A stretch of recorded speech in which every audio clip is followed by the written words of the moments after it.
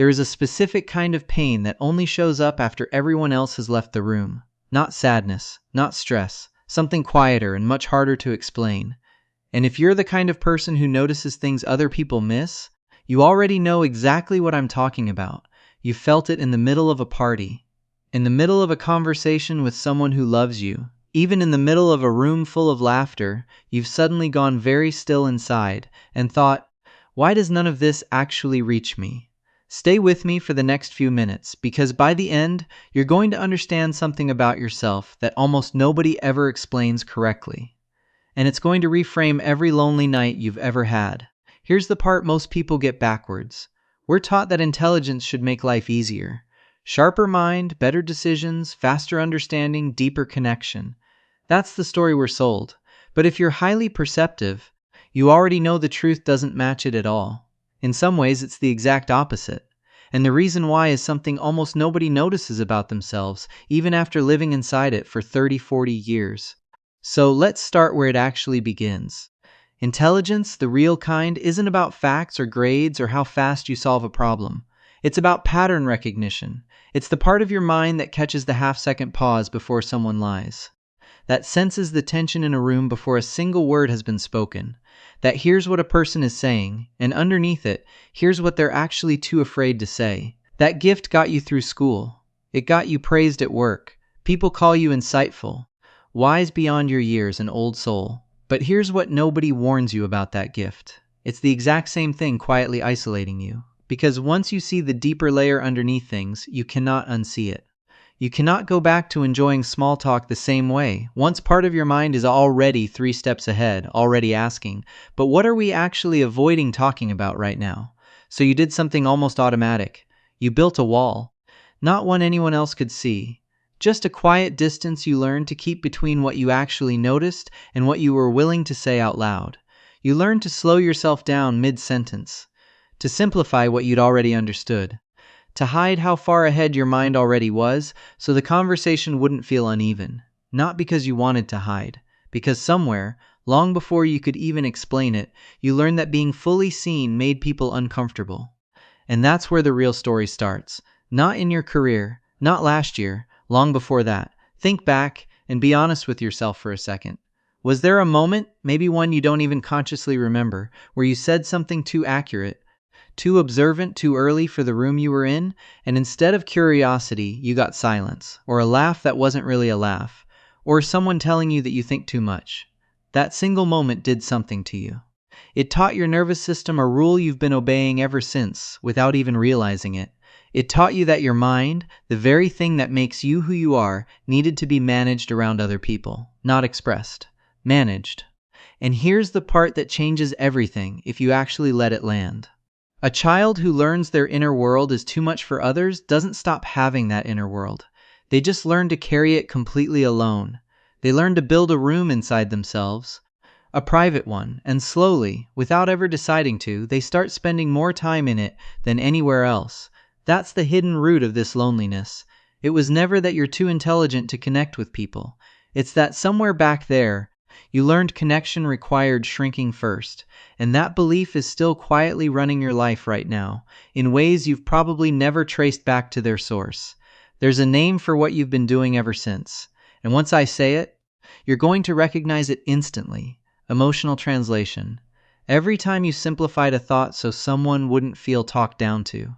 Every time you swallowed an observation because you sensed it would make things awkward. Every time you smiled and said, "It's nothing," when it was actually something you'd been quietly turning over for hours. That was never politeness. That was survival. You take the full, complicated truth of what's happening in your mind, and you translate it down into something small enough for the room to hold. And over the years, that translation became so automatic, you forgot you were even doing it. Until one night, lying awake, you realize something that stops you cold. You can count on one hand the number of people who have ever heard the untranslated version of you. Hold on to that thought, because we're coming back to it.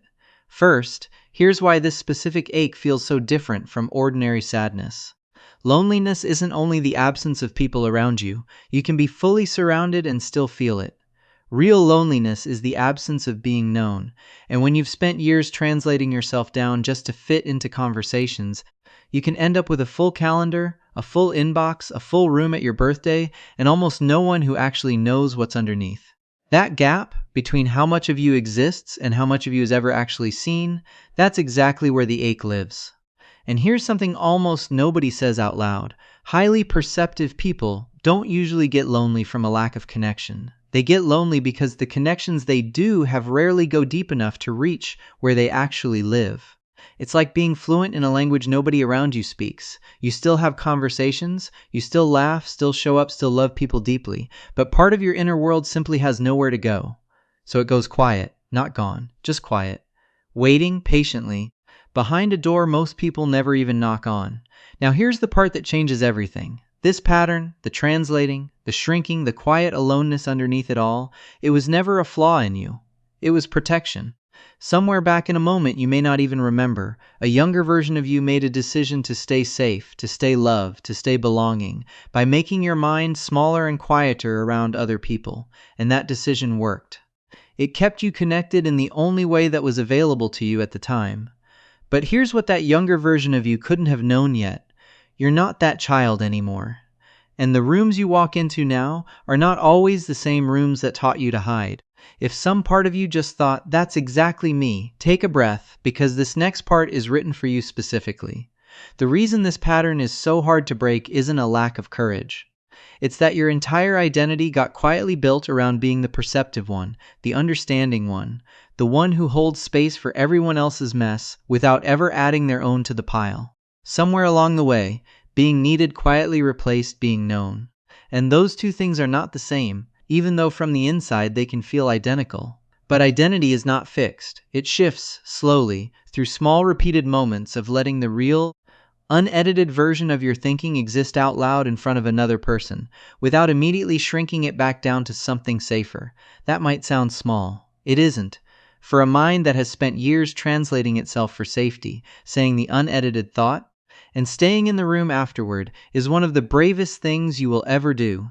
And here's the realization worth carrying with you, all the way to the end of this. The loneliness you feel isn't proof that you're too much. It's proof that you've been surrounding yourself with rooms that were never built to hold all of you. That's not the same as being unlovable. That's not the same as being broken.